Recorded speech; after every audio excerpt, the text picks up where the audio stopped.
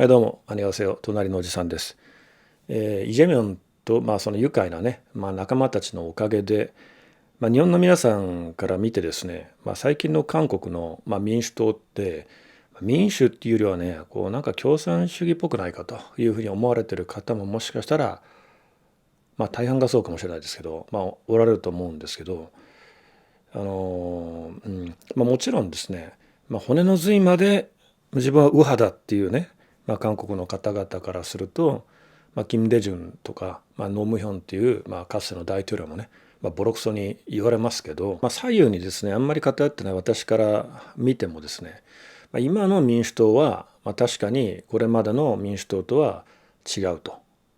以前はですね、以前はこう右も左もあんまり変わらないっていうね、政治家はね、違わないっていうイメージだったんですけど、そうだな、ムン・ジェイン大統領の時あたりから、その偏りがね非常にひどくなって、このイ・ジェミョンが民主党の代表になってからは現在の対立構造ができてしまったかなと。韓国のね民主党はですね、イ・ジェミョンとその仲間たちに乗っ取られたような形なんですけど、ですからこの民主党の支持者、国民の中の支持者にはまともな人が残っていても、民主党の議員の中には、あんまりこう、ほぼ、まともな人がいないと、追い出されてしまったんですね、結構まともな人たちっていうのは。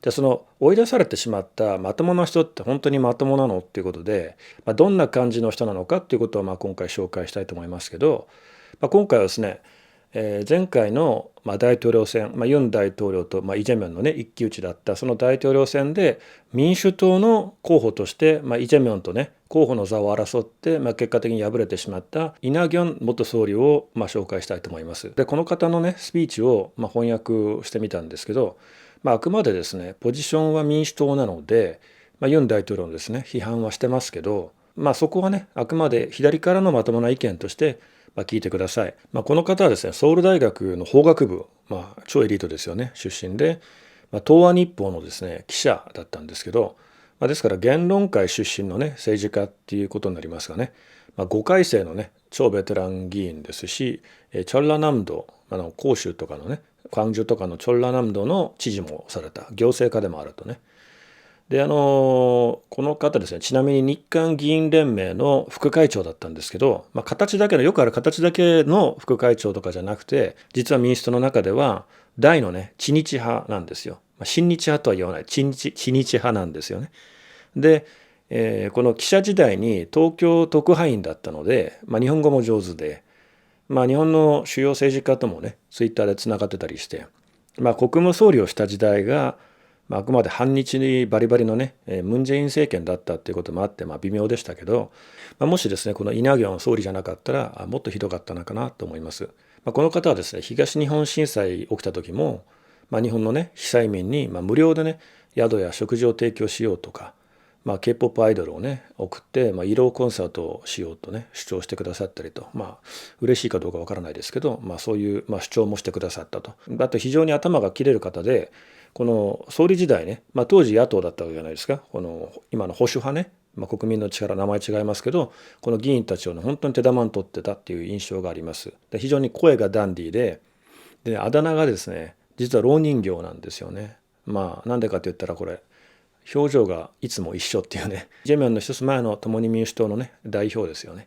で現在は党から出て追い出されてね、新しい未来民主党っていうね党のね共同代表です。존경하는 국민 여러분, 대한민국이 위험합니다. 온 국민이 해방 이후 80년 동안 피땀 흘려 이룬 대한민국이 지금 길을 잃은 채 흔들리고 있습니다. 정말로 대한민국이 이대로 버틸 수 있을까? 잘못하면 침몰하는 것은 아닌가? 걱정될 지경입니다. 정치가 타락하고 정부가 파탄나서 국가 위기가 뻔히 눈에 보이는데도 대응하지 못하고 있습니다. 지금 대한민국에 가장 필요한 것은 세 가지라고 생각합니다. 첫째는 위기 극복, 둘째는 정치 개혁, 셋째는 사회 통합입니다. 이 세 가지를 위해서 저는 저에게 남은 보잘것없는 모든 것 다 쏟을 각오가 되어 있지만, 그러나 이 일은 어느 한 세력의 힘만으로는 되지 않습니다. 그래서 국민 여러분과 정치권에 호소드립니다. 이 세 가지의 국가 과제를 해결하는데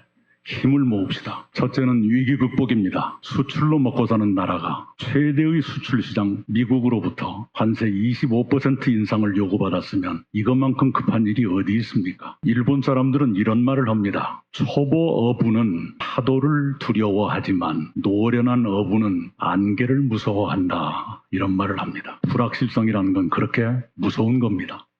경제에서도 가장 두려운 것은 불확실성입니다. 정부가 나서서 이 불확실성을 빨리 해결하자는데 그 협상하지 말라고 요구하는 그런 세력은 도대체 어느 나라 정당입니까? 혹시라도 잠재 경쟁자가 점수 따서 자기들 대선에 어려움이 생길까 봐 그렇게 회방 놓는 겁니까? 그런 못난 정치 끝내주세요. 관세 협상을 포함해서 미국, 중국, 일본, 러시아 이 4대 국가의 관계를 빨리 안정시켜야 합니다. 그것이 우리나라 대한민국의 생존을 위한 가장 기초적인 조건입니다. 그리고 대한민국이 진정 위기에 빠졌다라고 말할 수 있는 가장 깊은 이유는 사법부 불신이라고 생각합니다. 이제까지 70년 동안 저는 그래도 사법부는 믿자라고 믿고 살았어요. 근데 이제 그런 말을 할 자신이 없어졌습니다. 똑같은 죄를 지었는데 판사에 따라서 정반대의 판결이 나오면 그건 이미 사법부가 아니지 않습니까? 사람이 죄를 짓고 판사가 어디 출신이고 어디 소속이고 누구하고 치는지 먼저 따져봐야 된다면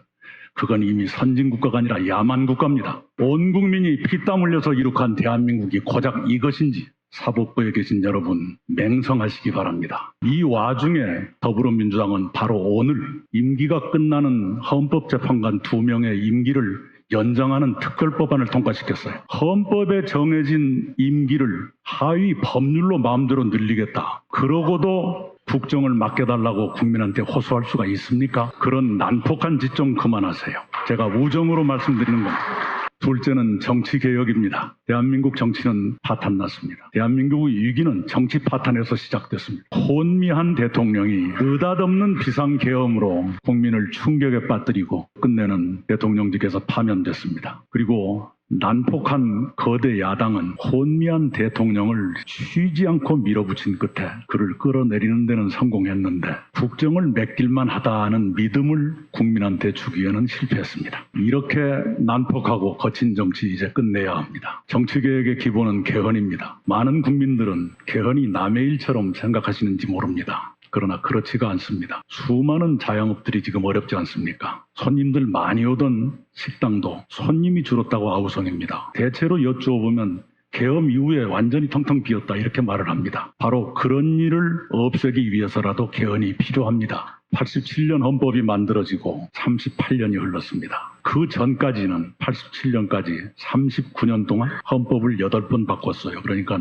헌법의 평균 수명이 5년 못 됐거든요. 이번 헌법만 지금 수명이 38년 가고 있습니다. 그냥 오래됐으니까 바꾸자는 것뿐만 아닙니다. 38년 동안 8명의 대통령이 있었는데 4명이 감옥에 가고 2명은 아들이 감옥 가고 한 분은 퇴임 후에 검찰 수사를 받다가 참담한 죽음을 겪으셨습니다. 3명이 탄핵돼서 2명이 파면됐습니다. 대한민국에서 대통령은 영광의 자리가 아니라 치욕이 예정된 자리로 되어 있습니다. 김대중 대통령, 김영삼 대통령 그런 분들마저도 자식이 죄를 짓는 것까지는 막지를 못했어요. 왜? 권력이 너무 많기 때문에. 대통령 본인은 그런 걸 피하셨지만 그놈의 권력 때문에 사람들이 그 아들을 놔두지 않은 거지요. 민주적으로 훈련되신 경험이 풍부한 대통령들도 이렇게 불행을 겪었는데 민주적이지 않은 사람 또는 덕성이 온화하지 않은 사람, 위험한 사람, 불안한 사람 이 많은 권력을 가지면 그때는 어떻게 됩니까? 불행은 필연으로 따르는 것 아니겠습니까? 그런 불행을 막기 위해서 개헌을 하자는데 한 분이 반대하고 있어요. 아마도 혹시 대선에 지장을 줄까? 아니면 권력이 줄어드는 것이 싫다. 이 둘 중에 하나거나 둘 중에 둘 다거나 그러겠죠.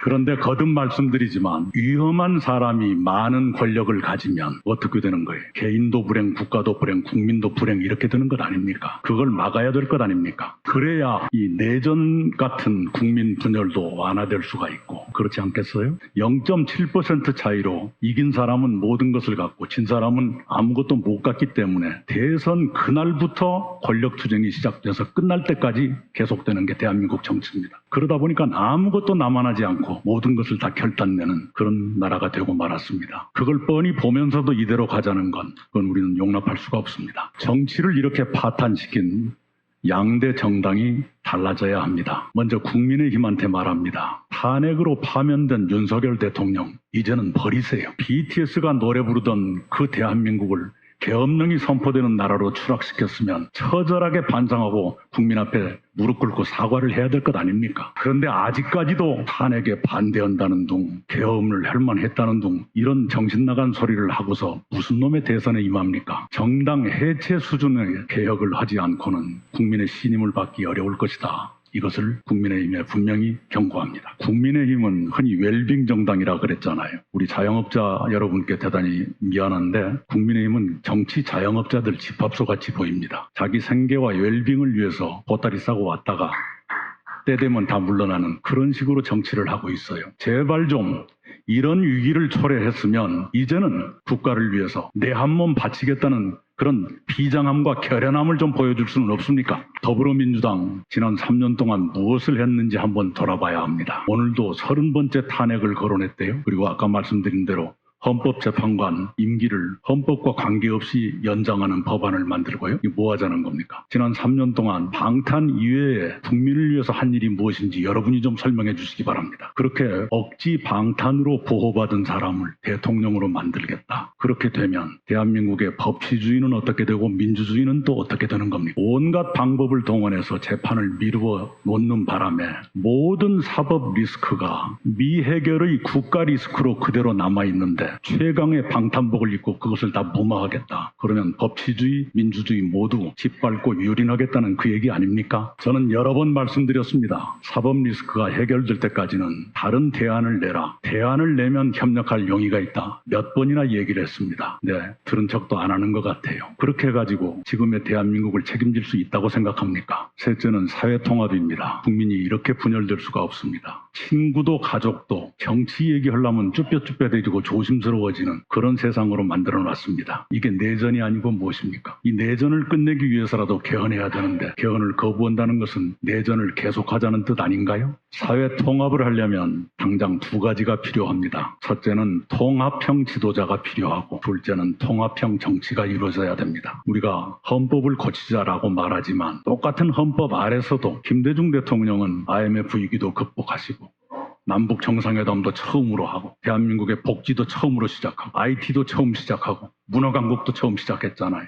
근데 똑같은 헌법 아래서 비상계엄 선포해가지고 파면당하는 이건 도대체 무엇이 다르기 때문인가? 사람이 다르기 때문인가? 사회통합을 이루려면 모질지 않고 치우치지 않고 덕성이 있는 그런 지도자가 있어야 합니다. 권력은 마성이 있어서 그런 사람마저도 흔들어대는 게 권력입니다. 하물며 모질고 치우치고 덕성도 천박한 그런 지도자가 나온다면 권력은 흉기가 될 것입니다. 우리 국민들께서 이미 잘 아십니다. 크리스마스 캐롤에도 있지요. 산타 할아버지는 다 알죠. 누가 착한 지 국민 여러분께 호소드립니다. 사람을 보십시오. 선거할 때 사람을 보자 이 말씀을 여러분께 호소드립니다. 무척이나 상식적인 말이지만 우리 상식으로 돌아갑시다. 진영이 밥 먹여주는 것도 아니고 진영이 나라를 살리지도 못합니다. 이번만이라도 통합형 지도자를 대통령으로 뽑고 그 대통령이 거대 양당의 온건 합리적인 사람들에게 연정을 제안해서 내각을 꾸리고 그 정부가 헌법을 고쳐서 빠르면 2026년 지방선거 때 늦어도 2028년 총선거 때 개헌 국민투표를 하고 총선거와 대통령 선거를 일치시키면 선거 시기 불일치에 따른 여러 가지 비용과 혼란 줄일 것이고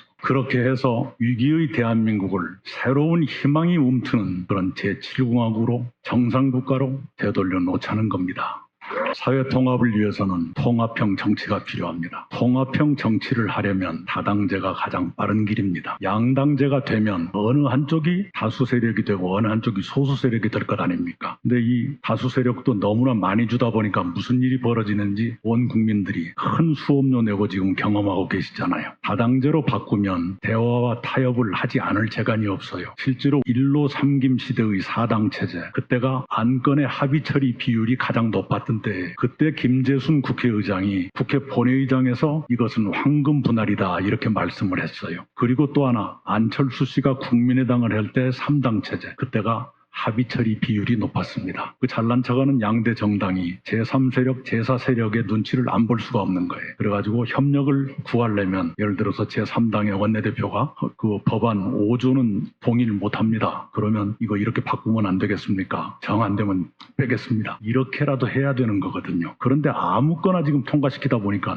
헌법을 무시하는 헌법재판관 임기연장법이 나오고 이러는 거예요. 그런 세력에게 권력은 흉깁니다. 노무현 대통령은 중대선거구로 바꾸고 싶었어요. 한 선거구에서 3명, 4명 뽑는, 그렇게 해서 영남에서도 민주당 국회의원이 나오고 호남에서도 국민의힘 국회의원이 나오는 그런 정치를 꿈꾸었어요. 그런데 그게 끝내 이루어지지 못했죠. 못다 이룬 노무현의 꿈을 이제라도 이루어야 됩니다. 이런 건 걷어차면서 말로만 김대중 노무현을 파는 그런 사람들은 사입입니다. 존경하는 국민 여러분, 저는 소년 시절, 청년 시절 참 배고프게 살았습니다. 그래도 저는 가난했다고 자랑하지 않습니다. 왜? 국가의 혜택을 받으면서 배부르게 먹고, 요즘은 너무 많이 먹어서 병이 날 정도까지 됐으니 그렇게 국가의 혜택을 받으면서 여기까지 왔습니다. 제 인생을 통틀어 놓고 봐도 대한민국이 지금같이 위기에 빠진 것은 처음 봤습니다. 저희 세대가 어제보다는 오늘이 더 낫, 아버지보다는 아들이 더 낫, 이런 세월을 살았습니다. 그렇게 늘 미래는 우리에게 고통도 주지만